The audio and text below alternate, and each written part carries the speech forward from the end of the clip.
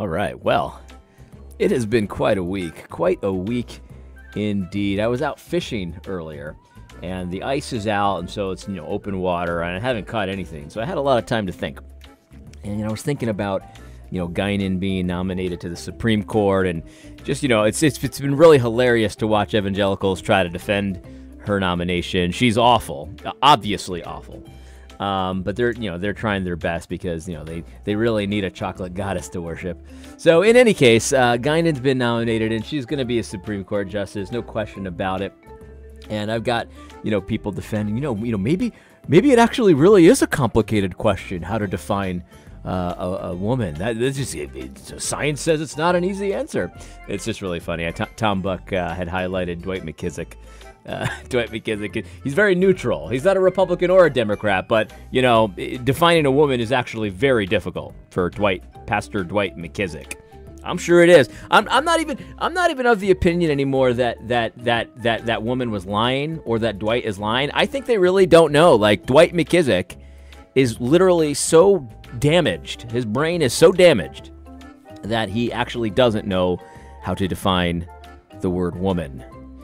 In any case, so there's that. But I've moved past all that. I'm thinking at deeper levels here. And this morning, I had just a eureka moment. It was just like one of those things where you got the light bulb that goes off. I'm there. I'm fishing.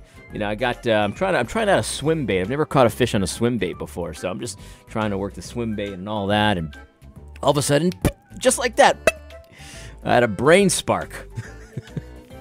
And I started realizing that, when it comes to the politicians that are promoted, and the judges and things like that, there's a certain kind of minority person that is promoted these days. And I got to be honest with you, I never believed in the centering whiteness thing, but I think they might be onto something. Let me give you an example of what I'm talking about. Let's pull up a little image of AOC's boyfriend. Now, AOC is a Boricua sister. Maybe, who knows, maybe I might even be related to her. This is her boyfriend. This is AOC here. Let's take a quick look. This is AOC here, obviously Boricua sister. I could be related to her. She looks like people in my family. It's very, very much so. Here's AOC, and then we've got her boyfriend here. Certainly seems to be a bit of a ginger, and, he's pretty white. Let's just face it. So there's AOC's boyfriend. Let's take a look at, this is why I thought of it, because Guinan's husband. Let's take a quick look here. Everyone was swooning over how much she said she loved her husband. I don't even know how she can identify her husband, but hey, that's me. But yeah, if you notice here, so she's being celebrated as a chocolate goddess, and her husband is, as white can be. So that's 2 for 2. AOC's got a white boyfriend. Ketanji's got a white husband. Let's check out, who could be someone else I could check out here? I don't know. Think this one through. Let's check out Sonia Sotomayor. Yeah, let's check out Sonia. I don't think she has a husband anymore. I think she might have gotten divorced. But let's check out her husband. So, Kevin Noonan. Here it is. Kevin Noonan also seems as white can be. This is like an episode of the movie Powder. An episode of the movie Powder. That makes absolutely no sense, AD. What are you talking about? So that's 3 for 3. 3 white husbands of these celebrated and just wonderful, black and minority candidates. I don't know. I certainly think that this certainly seems like a white person trick. Like if white devils are very sneaky, and if white devils were out there, I think this is the kind of trick they would do. They'd put out these, there's got some Puerto Ricans, we got some blacks, but really behind the scenes, they got the white person pulling the strings and all of that. There's a few others. Let's think this through. Oh yeah, the other one was Kamala Harris, and I kind of knew this one as well, but I had to double check. Kamala Harris, beautiful black woman. Let's check out what her husband looks like. Kamala Harris has a Jewish husband, and let's just face it, he's a white dude. This is Kamala Harris. This is her white husband. This certainly seems to me like a trick. This is centering whiteness underground. This is like an underground way to center whiteness. It's like, yeah, sure, we'll give you a beautiful black or Boricua face to look at, but in reality, we got the white person behind the scenes kind of making sure that things are going according to the white man's plan. You know, I'm starting to be convinced by this stuff. This social justice stuff, my whole channel, I might be living a lie, friends. I might be living a lie. This has started to convince me.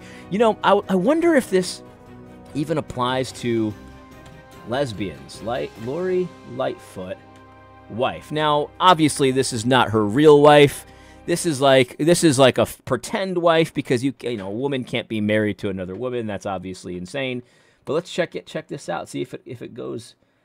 Yeah, I mean, sure enough, there you go. Sure, look at this. She really is Beetlejuice.